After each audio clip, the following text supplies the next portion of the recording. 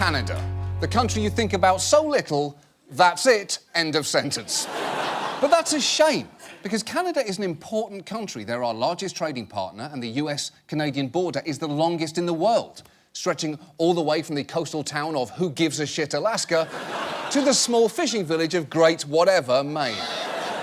And this makes it a little sad that you probably don't know Canada is having a major election soon. And by soon, I mean tomorrow, which is in around 50 minutes. So by the time we're done, you'll have waited until literally almost the last moment to learn the first thing about the Canadian election. An election, by the way, of historic proportions. Today, a 78-day campaign begins. By any standards, grueling, and the longest on record since the 19th century. OK. Thinking 78 days is a long campaign is absolutely adorable.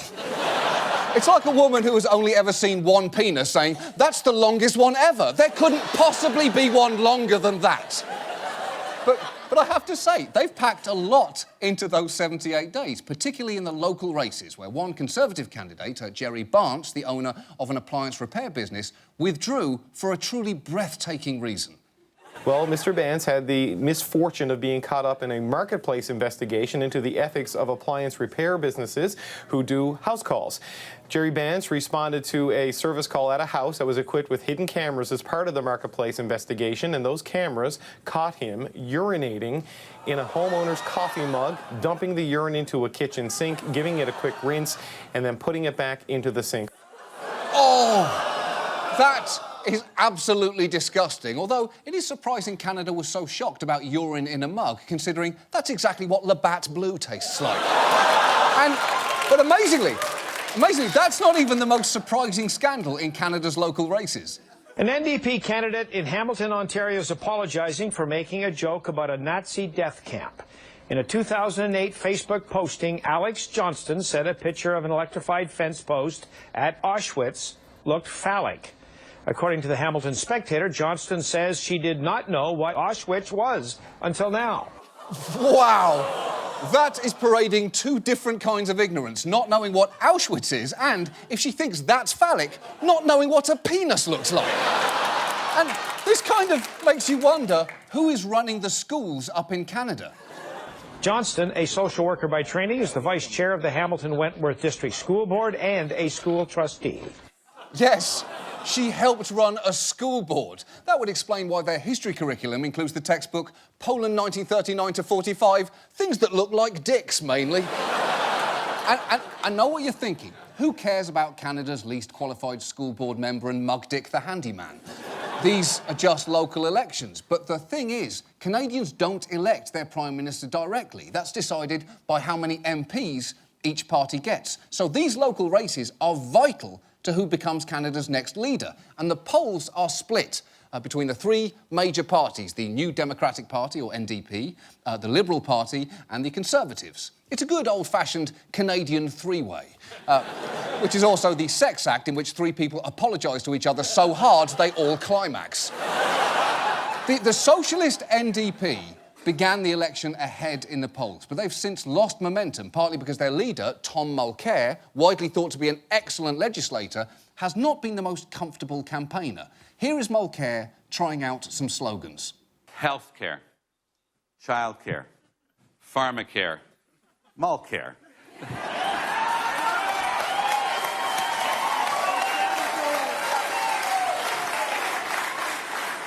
This is what change looks like. Oh, you are not what change looks like. I mean, I understand you're talking about your policies, but still, change, visually, does not look like Paul Giamatti's uncle reading a rhyming dictionary. Now, as for the Liberal Party, they are currently in the lead, campaigning on a platform of tax breaks for the middle class and a plan to run a 3-year deficit to boost the economy and ease the strain of austerity measures. Their leader is Justin Trudeau, son of former Prime Minister Pierre Trudeau, a legendary political figure in Canada. Although there is some concern that Justin Trudeau may not be quite as smart as his father, as a journalist who's covered him concedes. His father was considered sort of intellectually brilliant smart. Does he have that kind of smarts? No, and he will tell you that himself. But he has I think other people have used this word too. He has an emotional intelligence that Pierre Trudeau didn't have. Ouch! Ouch! Emotional intelligence.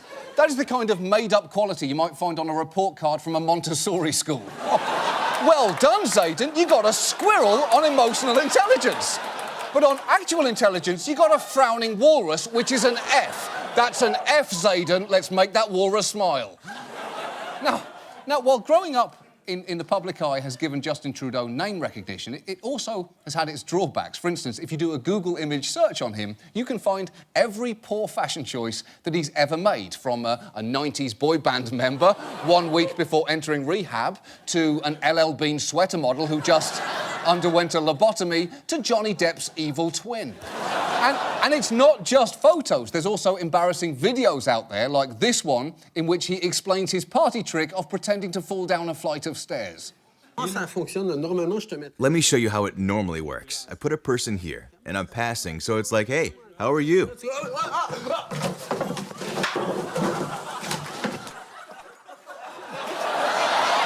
What? Look. No one is saying that is behaviour worthy of a head of state, but you cannot deny that it is somewhat satisfying to watch a soul-patched man named Justin with a French accent just fall down some stairs. There's something there that's good about it. And Trudeau's opponents have used his lightweight reputation against him by running ads like these. Is Justin ready? Justin thinks budgets balance themselves. But Justin hasn't thought that through. Justin doesn't understand the consequences. Justin, he's just not ready.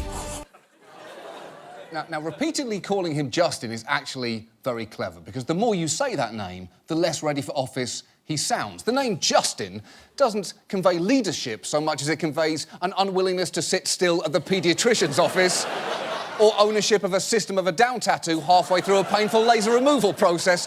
Those are the two types of Justin that exist, and just those two. But despite these concerns, polls show that Justin is currently leading incumbent Prime Minister Stephen Harper, a man who, thanks to Canada's lack of term limits, has already been in office for almost 10 years. And while Trudeau has been painted as a charismatic pretty boy, no one has ever said either of those things about Stephen Harper. Just watch him try to appear relatable. Something you might not know about me is that I love movies and TV shows. One of my all-time favorites is Breaking Bad. It's even available on some online streaming services if you've never seen it.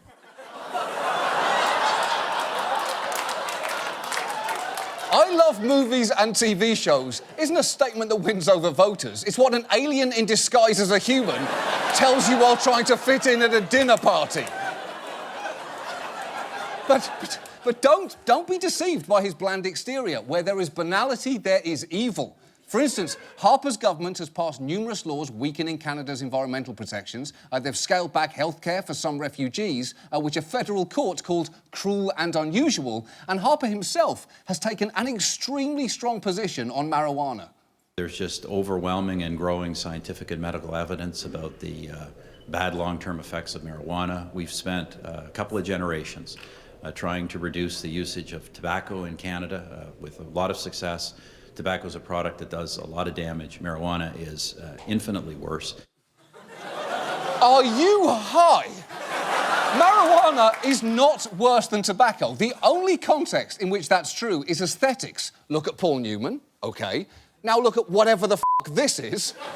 Marijuana is infinitely worse in that context and that context alone. But Harper's ugliest tendency is perhaps his pandering to Islamophobes. Earlier this year, his government passed a law called the Zero Tolerance for Barbaric Cultural Practices Act, stiffening penalties for things like honour killing and polygamy, despite the fact both those things were already illegal in Canada. And then a few weeks ago, they suggested a Barbaric Cultural Practices hotline, despite the fact 911 continues to exist in Canada. And this is on top of the fact that they once banned women from wearing the niqab while taking the oath of citizenship, a decision that Harper justified during a French-language debate like this.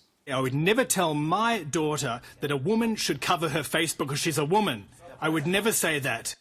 OK, For a start, if Stephen Harper's daughter is covering her face, it's probably because she understandably does not want to be seen in public with Stephen f***ing Harper. But this isn't a debate about his parenting, it's a debate about forbidding one particular religious practice. And to hear from one of the women affected by the ban, she did not appreciate it. How do you explain to Canadians why it's so important to keep your veil on while taking the oath? Because I actually chose this country for the reason is it provides me with the freedom of my to practice on my religion as well. And Canada's federal courts actually agreed with her because she sued Harper's government and won, presumably arguing that if Harper was happy to let Canadians interact with their government dressed like this, she should be allowed to wear whatever the f*** she wants. And if all of that were not enough to make you hate Stephen Harper, there's also the fact that he has a band. A terrible, terrible band.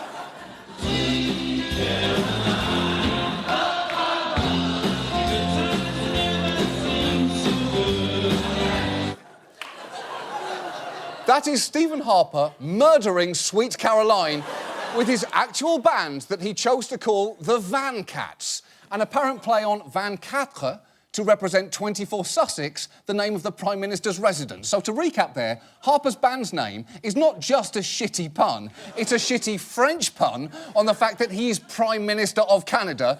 That is the least rock and roll thing imaginable until you see this photo of Stephen Harper with the lead singer of Nickelback. And look, I know it's hard for Americans to care about this, but think of it this way. Picture your next-door neighbour. You may not be great friends with her, but you'd be sad if she started dating a complete and utter dickhead. Well, Canada is America's next-door neighbour, and Stephen Harper is her dickhead boyfriend. You know, the one she won't split up with despite the fact he tells her what to wear and makes her listen to his shitty, shitty band.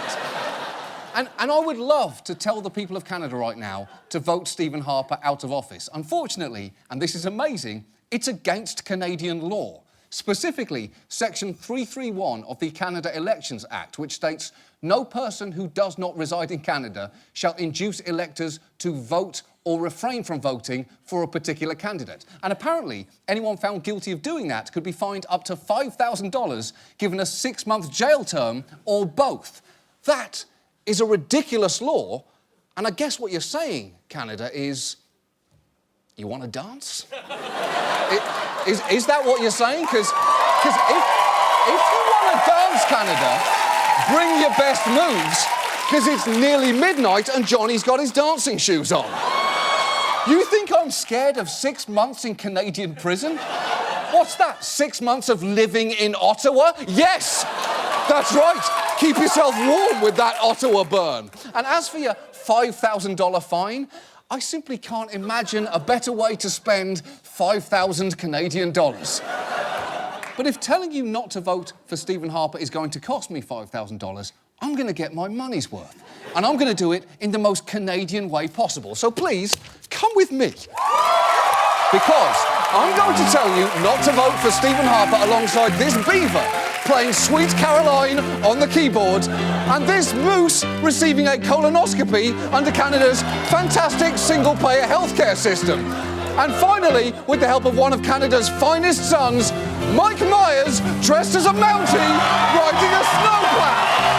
Yes, it doesn't get more Canadian.